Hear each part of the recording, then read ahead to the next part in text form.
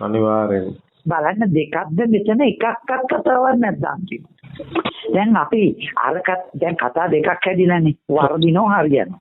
දැන් අපි දැක්කොත් මේ එකක්වත් වරදින්න එපා කියන අදහසම නේද හරියනවා කියලා අදහසේ තේරුම.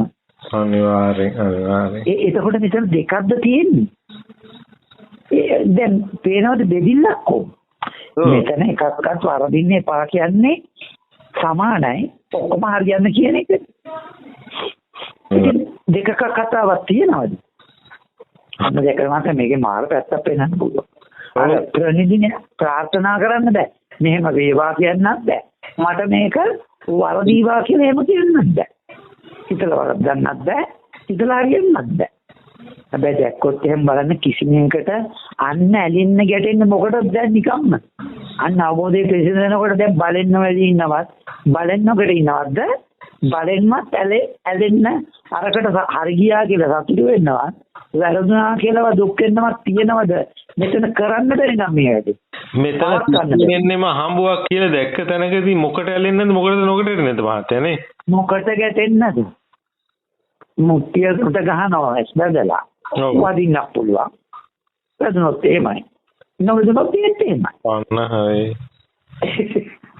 අන්න එතකොට ඒ උදාහරණ තරි වැදගත්. ඒක කනා මුට්ටිය කියන තැනදී දිනන කෙනත් පරදින කෙනත් දෙන්නම ඉන්නේ එක තැන. එක තැන ඉන්නේ. අරයා මොකෝ මුට්ටියට ගැහුවේ ඇස ඇරලාද නැහනේ වහලා. ඉතින් ගහන්න බැරි වෙච්ච එකටත් බැරි වුණෙත් වහලම තමයි. ඉතින් අර මිනිහා ගැහුවෙත් වහලම තමයි. එතකොට දෙන්නම ඉතින් කනා කියන්නේ එකම තමයි. ඉතින් ඒකෝ අන්න එතකොට දිනින්නේ පරදින්නේ කියන දෙකෙන්ම ඉවර වෙනව නේ මහත්තයා. හරියට හරි. කවුද අන්න කවුද දිනන්නේ කවුද පරදින්නේ? දෙන්නම කනානම් ගැහුවේ අපි මේ කන්නුන්ගෙන් තමයි දිනුම් කරදුම් තෝරලා තියෙන්නේ. අන්න හරි. දැන් බලන්න අරයමකෝ අමුතු දක්ෂතාවයකින් ඇස් ඇරලා ගැහුවද? නෑනේ. ඒ ගැහුවේ කනා. ඒ වැරදුනේත් කනා. ඔව්. ඉතින් දැන් කවුද දිනු කවුද පැරදි? ගහපු විදිය බැලුවොත්. එතකොට අන්න එතන දිනුන දැන් ගහන කෙනාට වැදුනත් සතුටු වෙන්න දෙයක් නෑ. වැදුනේ නැතත් දුක් වෙන දෙයක්වත් නෑ. මොකද ඒක හම්බුවක් කොයි වෙලෙත් නේ මාත්‍යා. කොයි අන්න හරි කොයි වෙලෙත් හම්බුවක්. අන්න බලන්න උතන දකින්නකොට බලෙන්මත් මේවට ඇලෙනව ගැටෙනව කියලා වචනයක්වත් දාන්න පුළුවන්. අන්න එතකොට බලන්න දැන් අතන කනාමුට්ටිය කියන උදාහරණය හරිම වැදගත්. එතකොට මම කරා කියලා සතුටු වෙන්න පුළුවන් ද අතන? ඔව්. මෙන්න මුට්ටියට වැදුනේ එතන මම කරා කියලා මට සතුටු වෙන්න. අන්න දැක්කද? මෙතන මට නේද පහර වදින්නේ මම ඉඳලා මේ මුට්ටිය බින්දද? නෑ. මම හිතලා වරද්ද ගත්තද? ඒත් නෑ. එතන තියෙනවා නේද කතාව? ඉලක්කම් හිතලා වැරද්දුවෙත් නෑ හරියනවා කියලා හිතලා හරියෙත් නෑ. නෑ. ඒක වань අරකමනේ රණාමුට්ටි මම මේ මුට්ටිය බින්දවමයි කියලා ප්‍රාර්ථනා කරලා බින්දත් නෙමෙයි. ඈ? රණාමුට්ටිය බින්ද මිනිහත් hina වෙලා එන්නේ වැදුනේ නැති මිනිහත් hina වෙවි එන්නේ. hina වෙන්නේ අන්න හරි. දැන් බලන්න බින්දින අන්න හරි දැන් බලන්න බින්දින මිනිහගෙත් බලාපොරොත්තුව බින්දින්න කලින් බින්දිනවා කියන එකනේ. ඔව්. හැබැයි මිනිහ දැනගෙනද බින්දෙන්නේ නැහැ. කනවා වැදිනවා. හැබැයි බින්දින්න බැරි මිනිහත් යන්න පොල්ලක් අරගෙන බින්දිනවා කියන ප්‍රාර්ථනා වෙන්නේ. වැදුනොත් වැදුනා කියලා යන්නේ මහත්තයා. ෂුවර් නෙන්නේ මොකද ඇස් වහලනේ යන්නේ. වහලනේ. එතකොට යාරි නවදිනවා. ඔව්. හැබැයි දෙන්නගෙන් බලන්න කනා කියන ස්වභාවය එකයි. දෙන්නගේ කියන ස්වභාවය එකයි. එතකොට දැන් අර හරියන එකට අමුතුවෙන් ඇලෙන්නවා. ඔව්. වැරදුනේ එකට ගැටෙන්නවා. දැන් ආයි දුරු කරන්න දෙයක් තියනවද? එහෙම කතාවක් මෙතන උපදින්නවත් නැද්ද? අරක දැක්කොත්. අන්න එතෙන්දී දැක්කොත් මේකත් මේ ජීවිතේම ක්‍රීඩාවක් කියලා පේනව නේද මහත්තයා?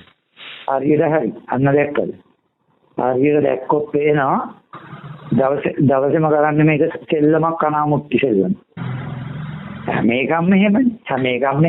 හැබැයි මහත්තයා අන්න අර වගේ එහෙම දැක්කේ නැත්තම් මේ විඥාන දෙකක් කවදාවත් එකට සංසන්දනය කරන්න බෑ කියලා දකින්න තුරු ජීවිතේ මේ ගැටයක් කියලා මට පුළුවන් කියන හැඟීම ඉවර කරන්න බෑ මහත්තයා. බෑ. අන්න ඒකයි මම උදේ අච්චර කිව්වේ අර ප්‍රත්‍යම දකින්න හැම එකම මේක කරේ මෙන්න මේක ප්‍රත්‍ය කරන්නේ නේද? නමුත් මේක ප්‍රත්‍ය වුණාද මට? උනේ නැහැ. නෑ. අර අපි එතකොට ඒ ඇස්සේ අරකට දකින්න අபிසංජේතිතං කියන එක නෙවෙයි හිතලම හිතන්නේ. ඔව්. කලින් මම දැක්කේ දෙක කියලා තමයි. නමුත් කලින් දැක්කේ ඒක හිතන්න පුළුවන් නම් තුනක් හිතනවාද? නෑ. දැක්කනේ. අන්න එතකොට තේරෙනවනේ. හැබැයි අපේ අදහස තියෙනව ලියනකොට මම මේ හිතපු තුනම තමයි දැක්කේ කියලා. එතකොට පේනව නේද අபிසංජේතිතං කියන කතාව නියමෙටම. ඇයි? හිතලම හිතාගත්තා. මම දැක්කේ තුන කියලා හිතලා ඒක නිසාම තුන ලිව්වා. ජීවිතේට තියෙනව නම් අදහස මම දැක්කේ තුන නෙමෙයි කියලා. තුනක් තියෙනවද? දැක්කනේ නේ. කවදා හම්බෙන එකක් නෙවෙයි මේ මහත්තයා. අතීතය කියලා කවදා හම්බෙන එකක් නෙවෙයි. හම්බුනා කියලා හිතන මේ මොහොතේ. අන්න හරි. අන්න දැක්කද මේකේ ස්වභාවය තුළම හම්බ නොවීමක් තියෙන්නේ. හැබැයි අපේ අන්න ඒ සම්බන්ධව තියෙන දුරවබෝධය නිසා අවබෝධය නැතිකම නිසා අපි හිතනවා මෙහෙම එකක් පවත්වගෙන ආපහු මට අරකින් බලලා මේක ලියන්න පුළුවන් කියලා. ඉතින් කොහොම අල්ලන්නද කියන්නකෝ දැන් ඔය හරියන ඒව කොහොමද ගැට කියලා කොහේ අල්ලන්නද?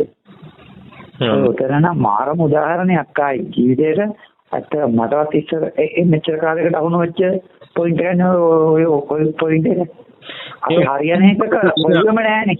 සබදාහමෙන්ම දෙන ඒවා නේ මහත්තයා මේවා. සබදාහමෙන් දෙනේව නැත්තා. දැන් බලන්න ඉතින් මේකේ වටිනාකම අර මං කොහොනේ කොල කැල්ලක් අහුල්ලලා ඒ ලෙවල් ගානක් තියුණොත් කැම්පස් ගාන ඒ ලෙවල් ගානක් තියුණොත් පොඩි එකෙක් කොල කැල්ලක් අහුලනවා. ඒකේ ලෙවල් ගානක් තියෙනවා. හඳ ඔක හඳුරුව කිව්වේ. හරිද? ඒ පොඩි කාට කූඩු බීටි ටික, බලි ටික. හොඳේ? හරි. ඔන්න මේ 5-6 පන්ති ළමයි ඉලක්කම් 20කට ළමයි කවුරුනවා. අඩු ගන්න දැන් පොඩි පන්ති ළමයට ඒකමත් තේරෙන්නේ නැහැ. අන්න 5-6 ළමයි කවුනාම අඩු ගන්න මේකේ ඉලක්කම් ටිකක් කියන අවබෝධයක් තියෙනවා. ටිකක් හරි වටිනවා. ඔන්න ඕලෙවල් මට්ටමේ ළමයි කවුරුනවා. හරි? ඕලෙවල් මට්ටමේ ළමයට අර කොලේම බලලා හිතනවා මේක ගානක් හැබැයි මට හදාගන්න බැරි ගානක්. තේරෙනවද? ඕලෙවල්. අනේ ඒලෙවල් ගානන්නේ. අන්න ඒ මට්ටම. හරි? ඒකම හවුලනවා ඒලෙවල් කරපෙක් කෙනෙක්. මිනිහට හින්න වටිනවා අර කොලේ. මොකද දන්නවද? හොඳ සූත්‍රයෙන් හදපු ගාන. ඉගෙන ගත්තා. එයා ඉගෙන ගත්තා. අන්න බලන්න අර ගාන එක එක්කෙනාට වටිනකම තියුනේ කොලේ එක එක්කෙනා හිතපු මට්ටමට අවබෝධ මට්ටමට. මහත්යට අර උදාහරණේ මහත්තයා ඉන්න මට්ටමට එයාට අර ඕලෙවල් මට්ටමේ ගාන අන්න එයාට හදාගන්න බැරි වුණත් දැන් දන්නවා මේක මරු ගානක් කියලා. හොඳේ මට හදාගන්න බැහැ.